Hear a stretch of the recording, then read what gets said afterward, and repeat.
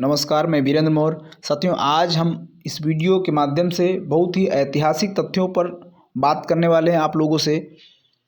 जैसा कि आप सामने एक अखबार कटिंग देख रहे हैं, उसमें स्पष्ट सबसे ऊपर लिखा हुआ है, हस्तिनापुर में उत्खनन में प्राप्त मौर्यकालीन यंत्र व ब्राह्मी लिपि में लिखा है सौज। तो साथियों, आप सब जानते हैं कि दैनिक जागरण अखबार में 19 फरवरी 2022 को इस खबर को प्रकाशित किया और इसमें आपको एक छोटी सी तस्वीर दिखाई दे रही है। उसके जस्ट नीचे नीले घेरे में देखिए लिखा हुआ है, मेरठ हस्तिनापुर में खुदाई निकला मौर्यकालीन अवशेष। तो जो लोग इतिहास के जानकार हैं, जो शोधार्थी हैं, जो इतिहास के जानकार लोग हैं, जो इतिहासकार भी हैं, जो पुरातत्व विभाग के लोग हैं, जब इस टीले की खुदाई शुरू हुई हस्तिनापुर में, जो टीला है जिसको महाभारत कालीन पांडव टीला कहा जाता है, जब इस टीले की खुदाई शुरू हुई तो पूरी दुनिया में लोग आंखें गड़ाए बैठे थे कि अब जरूर यहाँ पांडवों से संबंधित, पांडवों के काल का, पांडवों के धनुष, पांडवों के गदा, पांडवों की तलवार, पांडवों का भाला, इस तरह से चीज़ें, उनका महल पांडवों का, या फिर पांडवों के समय की जो मुद्रा है, जो चूँकि कोई भी शासक होता है, उस शासक की एक मुद्रा होती है, एक चलन होता है, जो राजा होता है। जैसे अभी तक इसके पहले जो भारत की राज मुद्रा थी, अभी 2014 में नोटबंदी हुई तो उसके बाद कुछ चेंजेस हुआ हमारी करेंसी में। तो वैसे जितने भी देश हैं, हर देश की अपनी एक मुद्रा होती है और उस मुद्रा के हिसाब से वो देश चलाया जाता है। तो जब हम इतिहास में जाते हैं तो हम देखते हैं कि काफ़ी पुरानी चीज़ें हमको दिखाई देती हैं। आप लुम्बिनी चले जाएंगे तो वहाँ पर आपको बुद्धकालीन जो है चांदी के सिक्के वहाँ प्राप्त हुए हैं। आप बिहार पटना चले जाएंगे तो वहाँ चंद्रगुप्त मौर्यकालीन आपको जो है सिक्के, मुद्राएं जो है मिलती हैं।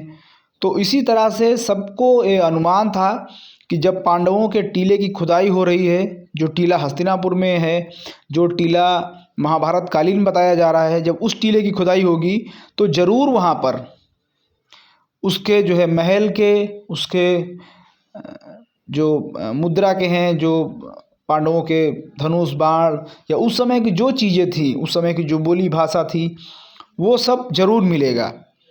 लेकिन जब खुदाई हुई तो खुदाई में आप देखिए सामने लाल घेरे में एक यंत्र है और लाल घेरे में कुछ लिखा हुआ है, ब्राह्मी लिपि में लिखा हुआ है। अब ये लिखा क्या है? ये सोज, इसको जो पाली के जानकार हमारे भाषा वैज्ञानिक हैं, उन्होंने इसको कहा है कि सोज लिखा हुआ है ये। अब सोचिए, हमको ये समझ में नहीं आ रहा है कि जब ये खुदाई हस्तिनापुर की हो रही है तो वहाँ पर मौर्यकालीन सभ्यता के अवशेष मिल रहे हैं।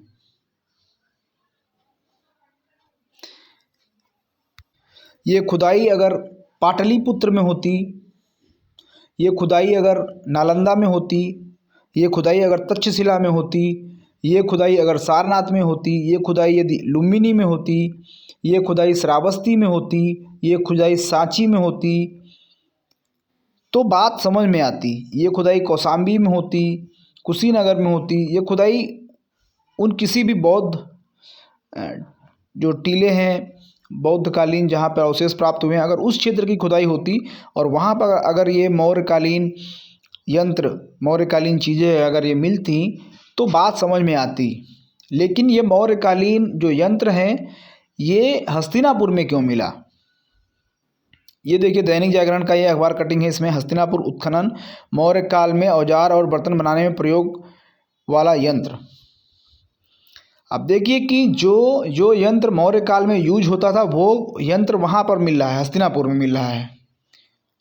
और हस्तिनापुर जिससे संबंधित है, हस्तिनापुर पांडवों से संबंधित है, महाभारत से संबंधित है। तो हस्तिनापुर में जितने भी अवशेष मिले हैं, ज़रूर उसमें जो है मौर्य, जितने अवशेष मिले हैं ज़रूर उसमें सारे जो है महाभारत कालीन मिलने चाहिए थे, पांडवों से संबंधित मिलने चाहिए थे।